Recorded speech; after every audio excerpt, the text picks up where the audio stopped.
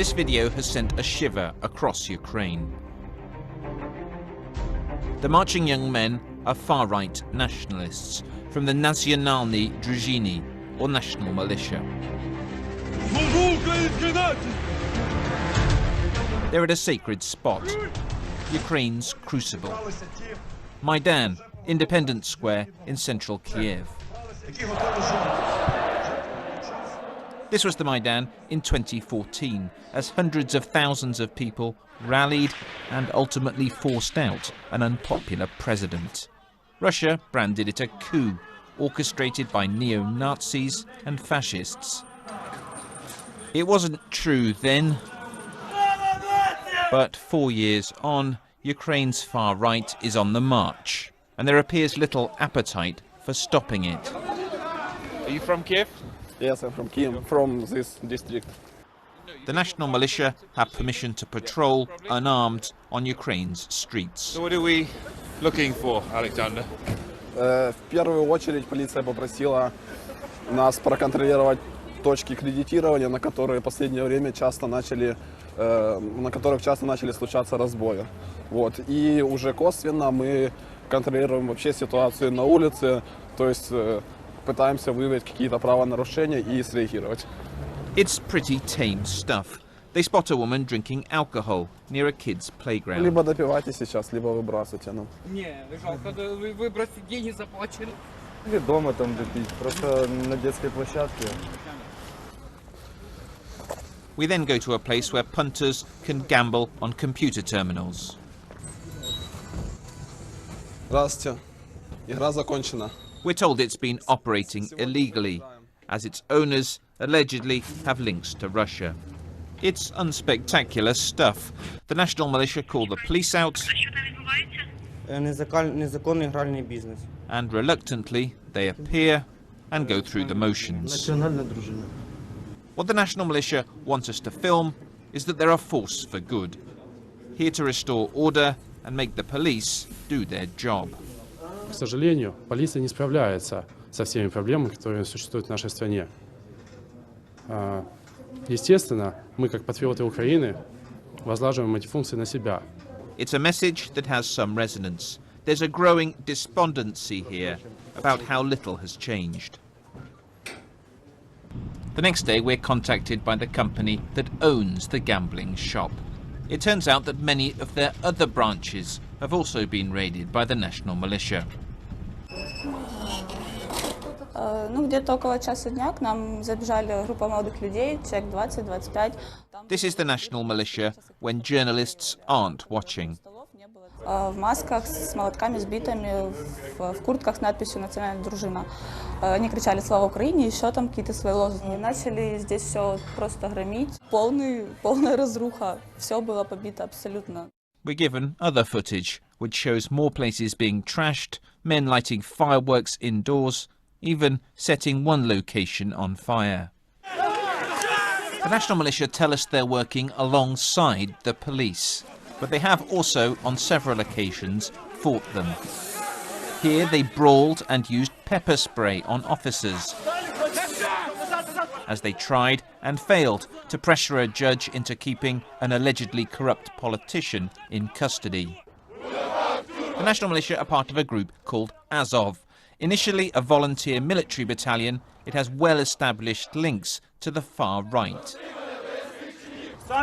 Its founder, this man Andrei Beletsky, has in the past expressed racist and anti-Semitic views. And its logo has clear Nazi overtones. My favorite quote from Andrei Beletsky is that the destiny of the Ukrainian nation is to be an avant-garde in holy war of white people against underhumans led by Semites. Beletsky now denies he ever said that, but as this oath-making ceremony shows, he's not running away from the dubious imagery. Azov has now started a political party, as well as launching the national militia.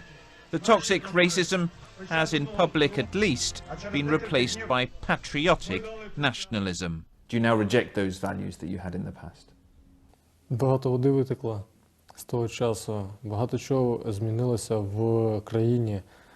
Ми декларували завжди законні вимоги, законні бажання в управлінні державою корінного населення, управління державою. Is it ever okay to use violence to achieve your aims? Коли особа намагається придушити або подавити волю народу з допомогою правоохоронних органів, частних армій чи якихось інших структурних, неструктурних підрозділів, тоді народ має право витребувати навіть в силовій боротьбі своє право назад.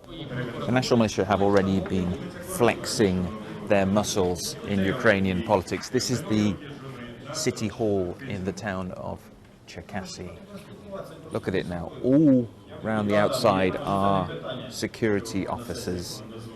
There are more police here today than there are representatives. And the reason the police have come is because at the last session, this happened. The National Militia, together with some war veterans, turned up and stood among the deputies, announcing that no one would leave until the mayor's budget was passed.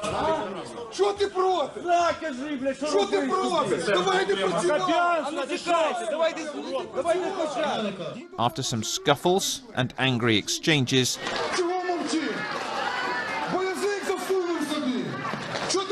the budget was passed. Зараз Черкаси стало тренувальним майданчиком для військового перевороту в Україні.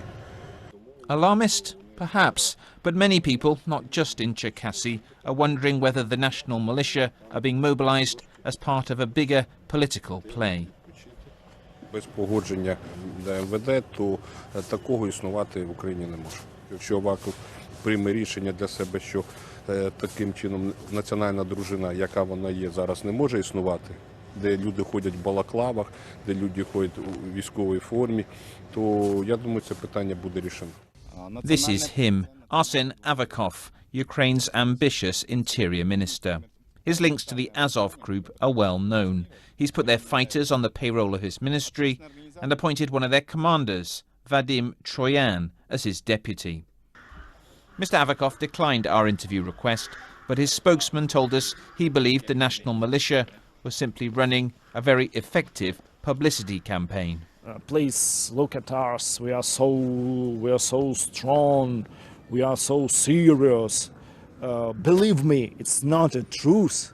If the groups are operating not going against the law. But they are going against the law.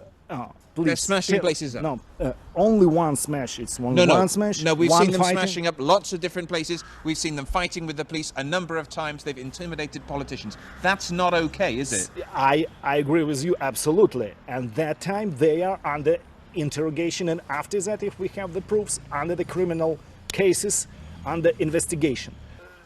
But the fact that you're not doing anything just fuels the idea that the Minister of the Interior is somehow behind or supporting this group. No, it's not the truth. I wanted to say that people that they are following by the political fakes, inspired by maybe by political opponents of ministry. The national militia may well be the extreme right's first move ahead of Ukraine's elections next year.